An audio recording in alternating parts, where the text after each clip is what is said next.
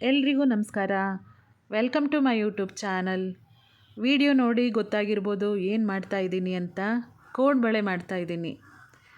ರುಚಿಯಾದ ಗರಿಗರಿಯಾದ ಕೋಡ್ಬಳೆಯನ್ನು ಸುಲಭವಾಗಿ ಹೇಗೆ ಮಾಡ್ಬೋದು ಅಂತ ತೋರಿಸ್ಕೊಡ್ತಾ ಇದ್ದೀನಿ.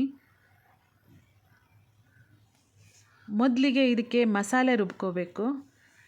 ಮಸಾಲೆ ರುಬ್ಬೋದಕ್ಕೆ 4 ಒಣಮೆಣಸಿನ್ಕಾಯಿ, 1 ಕಪ್ಪು ಹುರಿಗಡಲೆ, ಸ್ವಲ್ಪ ಇಂಗು, ಸ್ವಲ್ಪ ಜೀರಿಗೆ, ಹಾಗೆ 1 ಕಪ್ಪು ಕಾಯಿ ತುರಿಯನ್ನು ಹಾಕಿ ನೀರು ಹಾಕದೇ ತರಿಯಾಗಿ ರುಬ್ಕೋಬೇಕು.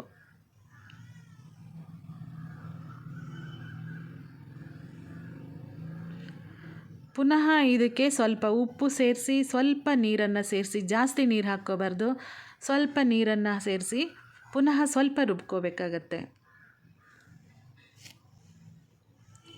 ಇವಾಗ ಮಸಾಲೆ ರೆಡಿಯಾಗಿದೆ.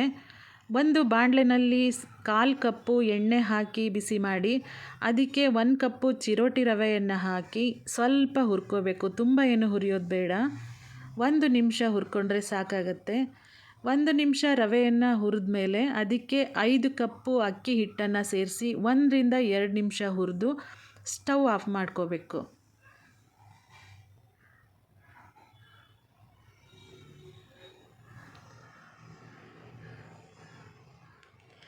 ಇವಾಗ ಅದಕ್ಕೆ ಸ್ವಲ್ಪ ಓಂಕಾಳು, ಸ್ವಲ್ಪ ಕೊತ್ತಂಬರಿ ಸೊಪ್ಪು, ಹಾಗೆ ರುಬ್ಕೊಂಡಿರೋ ಮಸಾಲೆಯನ್ನು ಸೇರಿಸಿ ಚೆನ್ನಾಗಿ ಕಲಿಸ್ಕೋಬೇಕು.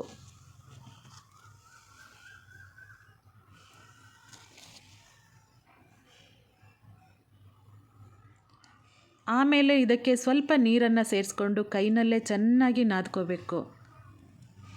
ನೀರನ್ನು ಜಾಸ್ತಿ ಹಾಕ್ಕೊಂಡ್ರೆ ತೆಳುವಾಗುತ್ತೆ. ತೆಳುವಾದರೆ ಎಣ್ಣೆಯಲ್ಲಿ ಒಡೆಯೋ ಚಾನ್ಸ್ ಇರುತ್ತೆ. ಹಾಗಾಗಿ ನೀರನ್ನು ಎಷ್ಟು ಬೇಕೋ ನೋಡಿಕೊಂಡು ಹಾಕಿ ಚೆನ್ನಾಗಿ ನಾದ್ಕೊಂಡ್ರೆ ಕೋಡ್ಬಳೆ ಮುರಿಯೋದು ಒಡೆಯೋದು ಏನೂ ಆಗೋದಿಲ್ಲ. ಹಿಟ್ಟು ಚಪಾತಿ ಹಿಟ್ಟಿಗಿಂತ ಸ್ವಲ್ಪ ಗಟ್ಟಿಯಾಗಿರಬೇಕು. ಚೆನ್ನಾಗಿ ನಾದ್ಕೊಂಡ್ಮೇಲೆ ಸ್ವಲ್ಪನೇ ಹಿಟ್ಟನ್ನು ತಗೊಂಡು ವಿಡಿಯೋದಲ್ಲಿ ತೋರಿಸಿರೋ ಹಾಗೆ ಬಳೆಯ ಆಕಾರದಲ್ಲಿ ಮಾಡ್ಕೋಬೇಕು. ಬಳೆ ಆಕಾರದಲ್ಲಿ ಮಾಡಿ ತುದಿಯನ್ನು ಸ್ವಲ್ಪ ಪ್ರೆಸ್ ಮಾಡಬೇಕು, ಇಲ್ಲ ಅಂದರೆ ಅದು ಓಪನ್ ಆಗುತ್ತೆ. ಹಾಗಾಗಿ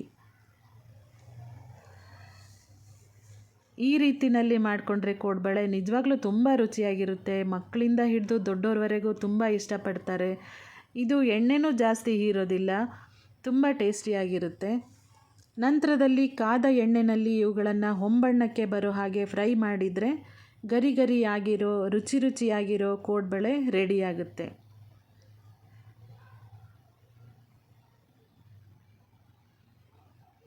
ಕೋಡ್ಬಳೆನ ನಾನಾ ರೀತಿಯಲ್ಲಿ ಮಾಡ್ಬೋದು. ಈ ರೀತಿಯಲ್ಲೂ ಒಂದು ಸಲ ಟ್ರೈ ಮಾಡಿ, ತುಂಬಾ ಇಷ್ಟಪಡ್ತೀರಾ. ನಿಜವಾಗ್ಲೂ ರುಚಿಯಾಗಿರುತ್ತೆ, ಟೇಸ್ಟಿಯಾಗಿದೆ, ಗರಿಯಾಗಿದೆ.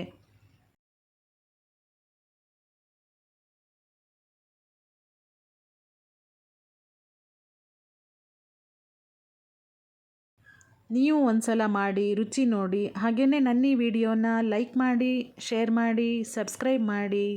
Thank you.